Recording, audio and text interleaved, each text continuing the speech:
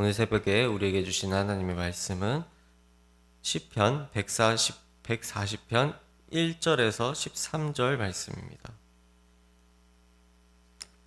시편 140편 1절부터 13절 말씀입니다.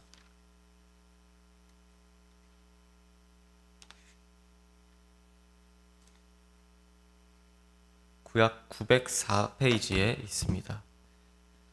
시편 140편 1절부터 13절 말씀을 저와 여러분이 번갈아서 교독하시고 마지막 절은 함께 읽도록 하겠습니다. 여호와여, 악인에게서 나를 건지시며 포악한 자에게서 나를 보전하소서.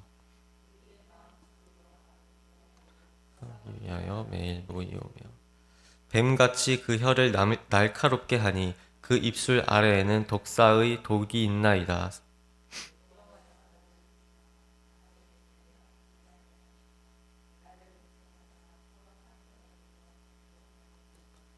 그들은 나의 걸음을 밀치려 하나이다. 교만한 자가 나를 해하려고 올무와 줄을 놓으며 길 곁에 그물을 치며 함정을 두었나이다. 셀라. 여호와께 말하기를 주는 나의 하나님이시니 여호와여, 나의 간구하는 소리에 귀를 기울이소서 하였나이다. 내 구원의 능력이신 주 여호와여, 전쟁의 날에 주께서 내 머리를 가려주셨나이다. 여호와여, 악인의 소원을 허락하지 마시며 그 약한 꾀를 이루지 못하게 하소서. 그들이 스스로 높일까 하나이다. 셀라. 나를 에워싸는 자들이 그들의 머리를 들 때에 그들의 입술의 재난이 그들을 덮게 하소서. 뜨거운 숯불이 그들 위에 떨어지게 하시며 불 가운데와 깊은 웅덩이에 그들로 하여금 빠져 다시 일어나지 못하게 하소서. 악담하는 자는 세상에서 굳게 서지 못하며 포악한 자는 재앙이 따라서 패망하게 하리이다. 내가 알거니와 여호와는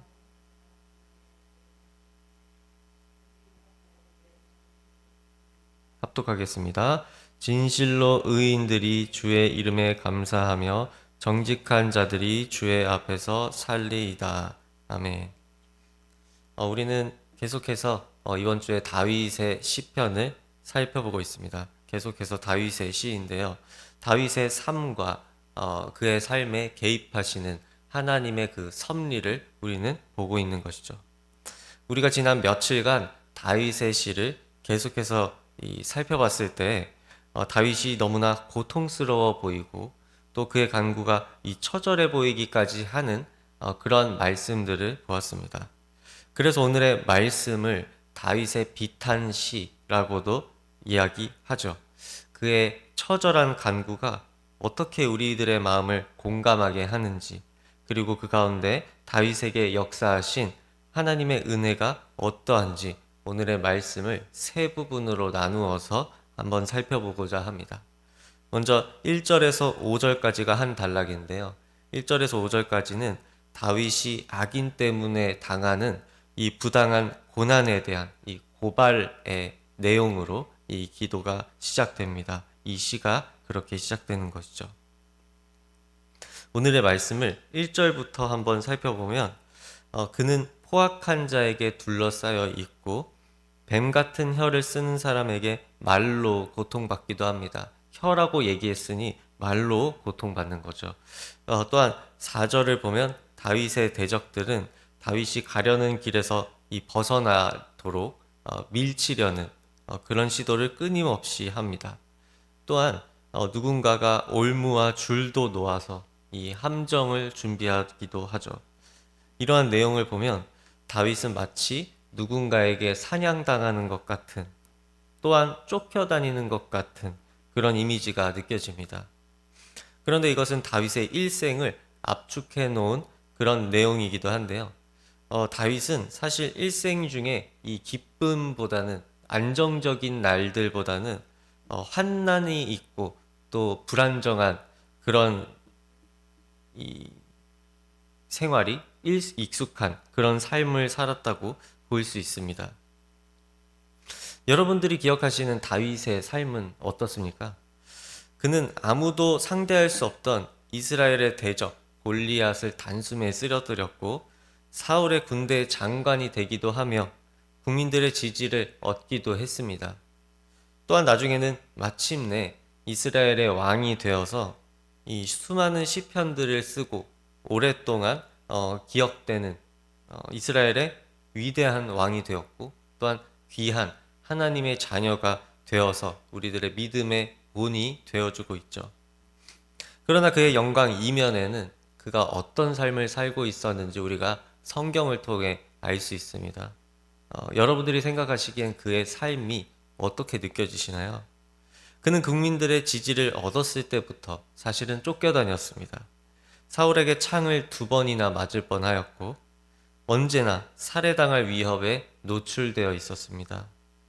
아둘람굴에서 여러 상처 입은 자들과 만나서 이 무리를 이루었을 때는 마치 도적대들처럼 떠돌이 생활을 하기도 했습니다.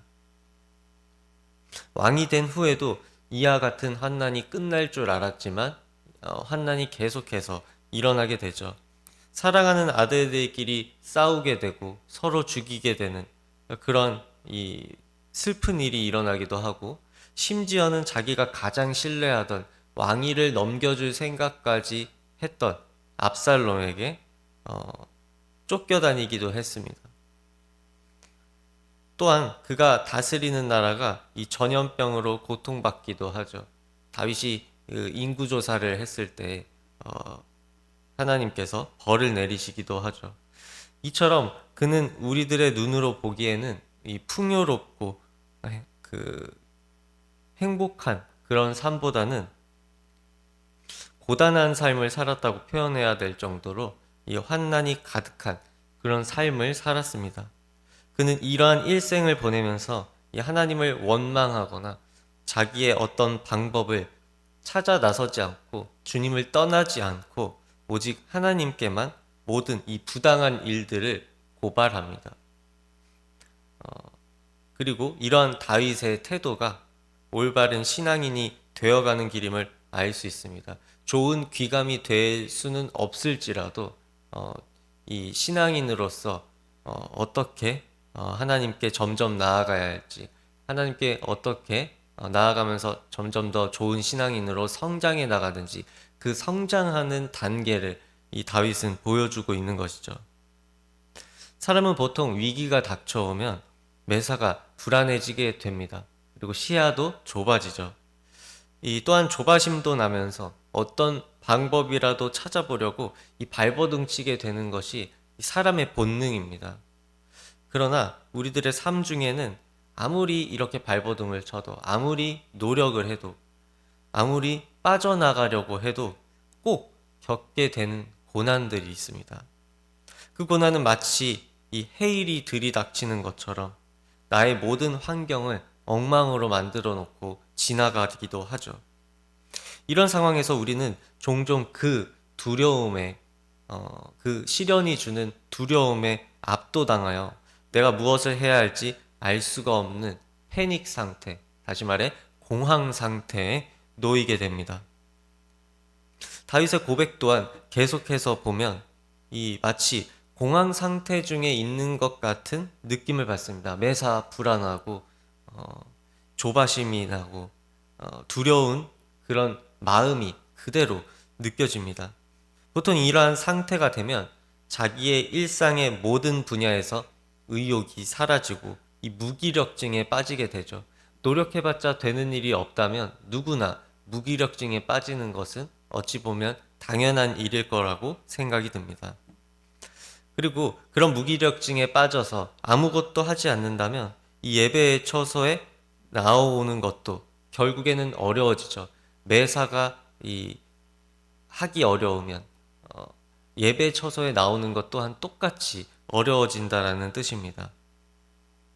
그런데 다윗은 이러한 상황에 빠질 때마다 또 자기가 해결할 수 없는 일들이나 그런 악한 사람들의 어떤 음모가 밀려올 때 공황 상태를 똑같이 느끼지만 거기에 계속해서 머물러 있는 대신에 하나님께 모든 고민을 털어놓는 것으로 그 공황 상태를 이겨내고자 합니다.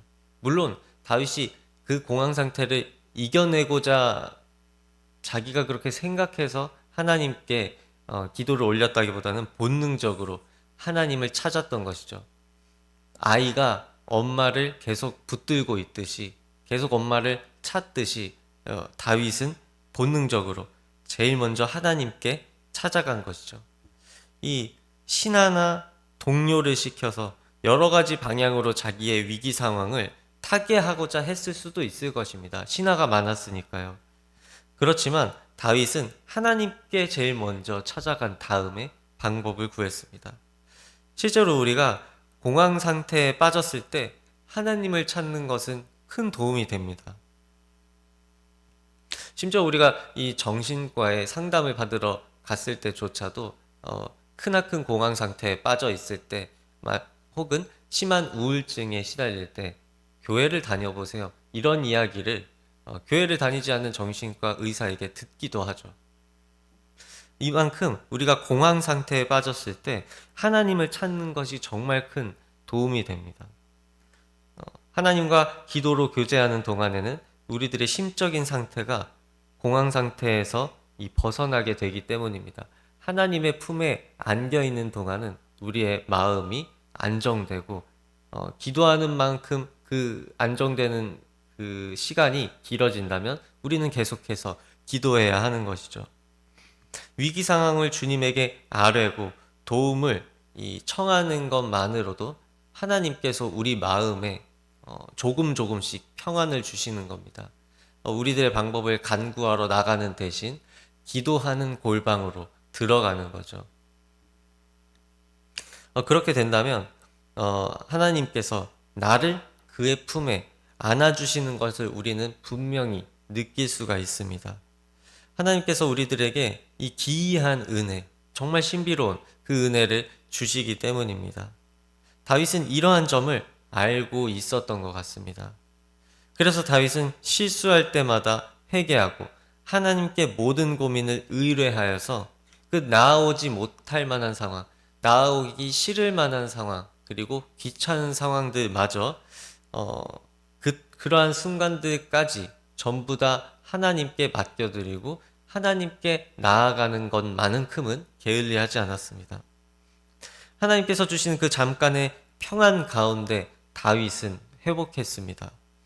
그리고 이러한 다윗을 우리들 또한 보면서 우리들도 감당하기 어려운 고난이 닥쳐왔을 때 발버둥 쳐도 벗어날 수 없는 그런 일이 있을 때 가족들과 또 교회 식구들과 함께 기도해 볼 수 있기를, 정말 간단한 것이지만 우리들이 실천하기 어려운데 매일 기도해 볼 수 있기를, 우리들이 어떠한 것을 행동을 하러 나가는 것 대신에 그것을 하기 이전에 골방으로 들어가서 한번 기도해보는, 기도로 하루를 시작해보는 저와 여러분이 될 수 있기를 주님의 이름으로 소망합니다.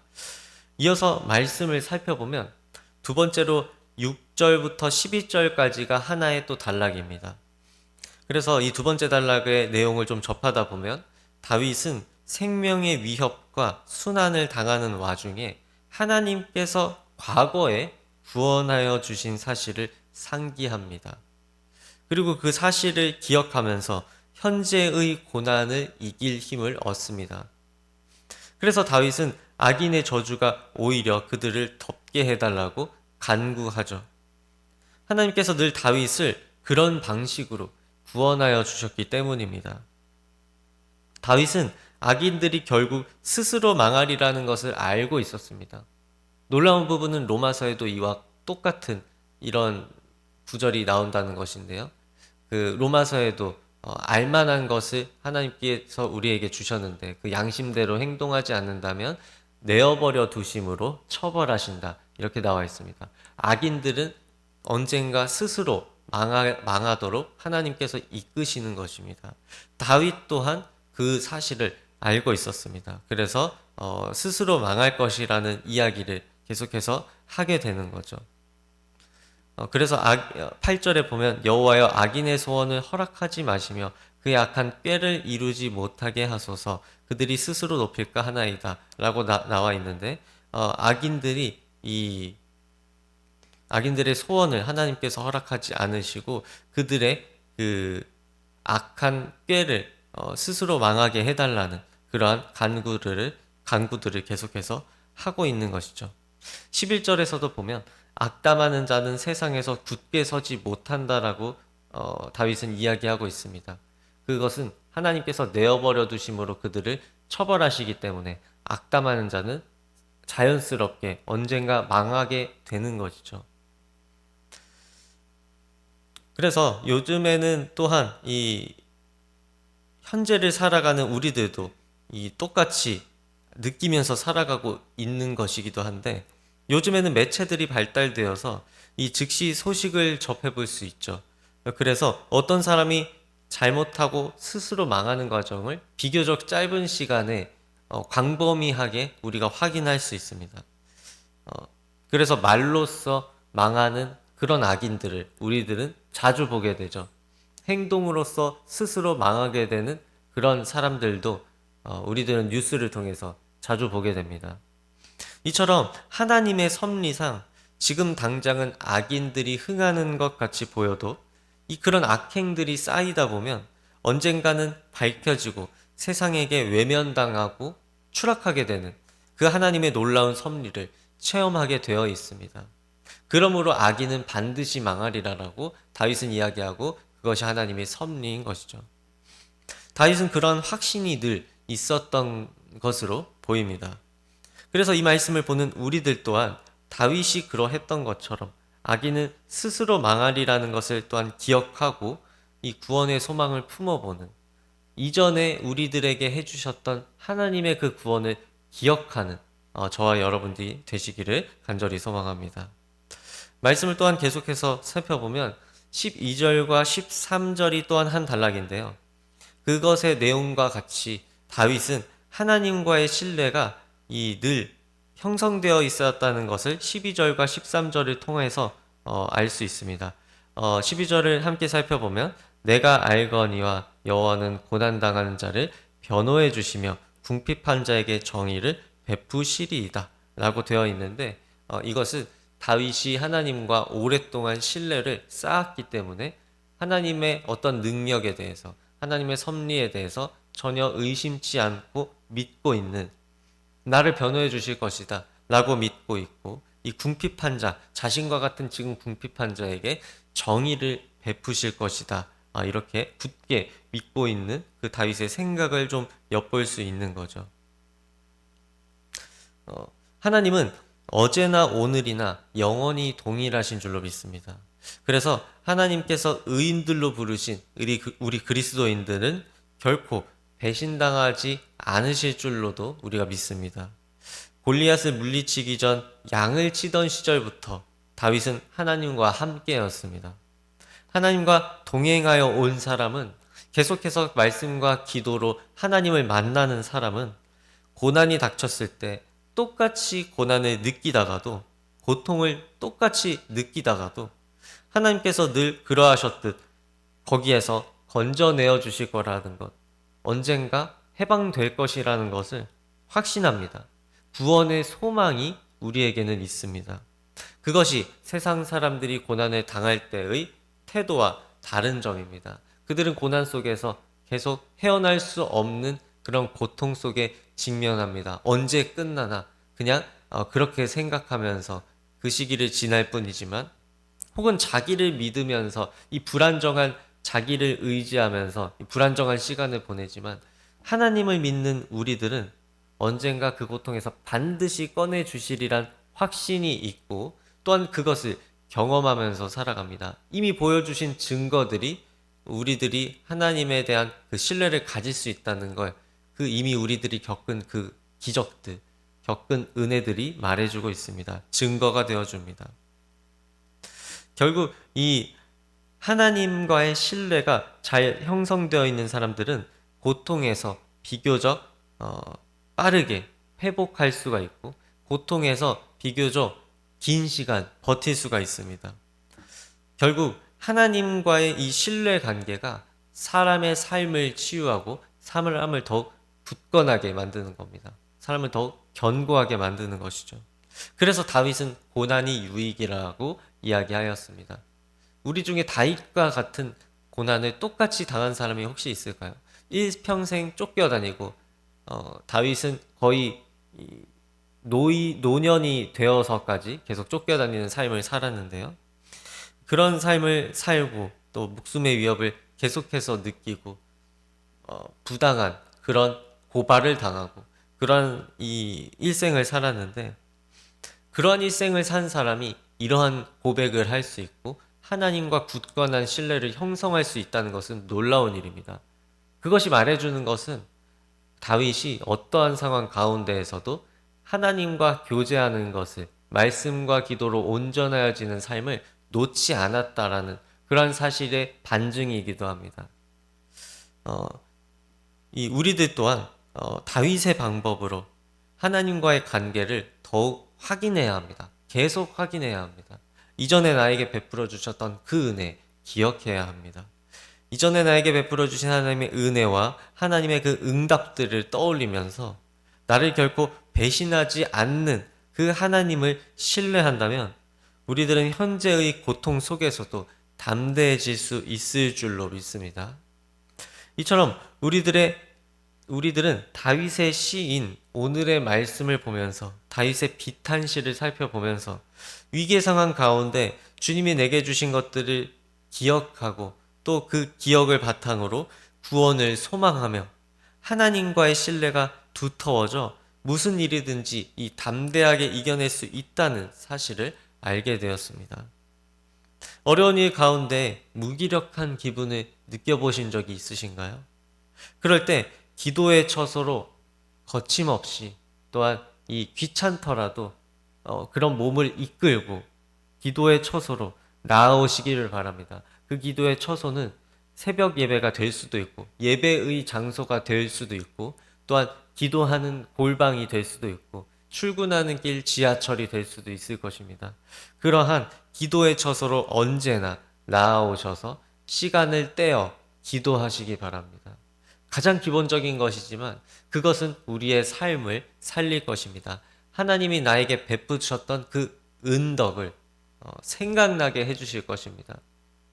그래서 하나님 품에 안겨 있는 나, 언제나 하나님 옆에 있었던 나, 언제나 내 옆에 계시는 하나님을 느끼게 되실 수 있을 줄로 믿습니다. 또한 그리고 위기의 상황 가운데 오늘들은 다윗의 시편을 다시 보시고 하나님과 헤쳐온 위기의 순간들을 여러분 확인하시면서 우리들의 인생을 원망과 절망하는 대신에 이 진취적인 생각을 하고 하나님께 나아오고 또한 세상으로 담대하게 걸어나갈 수 있는 우리가 되시기를 주님의 이름으로 소망합니다. 기도하겠습니다. 하나님 아버지, 우리들은 낙심하는 일들도 너무나 많고 또한 우리들의 삶 중에서 고통스러운 일들을 너무나 많이 체험합니다. 때로는 아무리 발버둥 쳐도 빠져나올 수 없을 것 같은 긴 터널을 지나는 것과 같은 고난을 당하기도 합니다. 하지만 오늘의 시편에서 다윗이 하나님께 고백했던 것처럼 우리들의 이 무거운 마음조차 하나하나 일일이 주님께 아뢰고 또한 그 가운데서 하나님의 위로를 찾을 수 있도록 하나님 인도하여 주시옵소서. 다른 방법을 찾는 것이 아니라 다윗이 그러했던 것처럼 기도의 처소로 나아오고 하나님을 놓지 않는, 그리고 또한 하나님이 우리에게 해주셨던 사실을, 하나님께서 우리에게 베푸셨던 그 은혜를 기억할 수 있는 우리들 될 수 있도록 주님 인도하여 주시옵소서. 그리하여 우리가 억울한 일을 당할 때나 또한 힘든 일을 당할 때 항상 감찰하시고 신원하여 주시는 하나님께서, 억울함을 풀어주시는 하나님께서 악인들이 스스로 망하게 하시고 또한 우리들이 하나님 안에서 더욱 담대해져 가고 하나님 안에서 더욱 회복되어 가는 우리들 될 수 있도록 하나님께서 항상 우리 옆에 있어 주시고 우리 옆에 계시다는 사실을 계속해서 체험할 수 있도록, 알 수 있도록, 기억할 수 있도록 이끌어 주시옵소서. 이 모든 건 예수님의 이름으로 기도드립니다. 아멘.